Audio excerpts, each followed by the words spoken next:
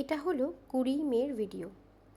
এখন আমার ছেলের স্কুলের সামার ভ্যাকেশনের ছুটি চললেও সপ্তাহে একদিন কিন্তু ওদের স্কুলে ইসিএর ক্লাস হচ্ছে। ইসিএ মানে এক্সট্রা কারিকুলাম অ্যাক্টিভিটি। আর সেই অ্যাক্টিভিটিতে আমার ছেলেকে আমি চেসে দিয়েছি।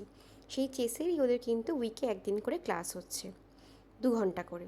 তো যেহেতু 2 ঘন্টার ক্লাস দিয়ে আবার চলে আসবো, তাই মায়েরা মিলে আমরা ঠিক করে ফেলেছিলাম যে আমাদের স্কুলের পাশেই তো, অর্থাৎ ভিএমএসের পাশেই তো কেএফসি আছে, চলো ওখানেই যাওয়া যাক। যদিও কেএফসির থেকে আমার কিন্তু ডমিনোসের পিৎজাটাই বেশি ভালো লাগে, যদিও এই কেএফসিটা আমি আগে কোনোদিন যাইনি।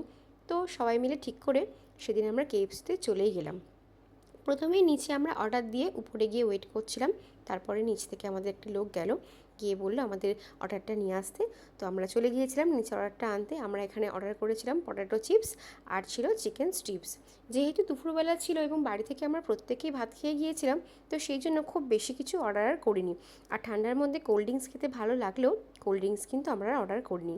তো খাবারগুলো বেশ ভালোই ছিল, সাথে একটা সসও ছিল, যেই সসটা দিয়ে আর কি আমরা খাচ্ছিলাম। তো খেতে বেশ সুন্দর লাগছিল। এর আগে কখনো আমি কেএফসির এই আউটলেটটায় খাইনি। কলকাতায় একটা আউটলেটে খেয়েছিলাম, কিন্তু যেহেতু কেএফসি খুব একটা ফেভারিট আমার নয়, সেহেতু এখানে কোনোদিন যাওয়া হয়ে ওঠেনি। তো সেদিন গিয়ে কিন্তু বেশ ভালোই লাগলো।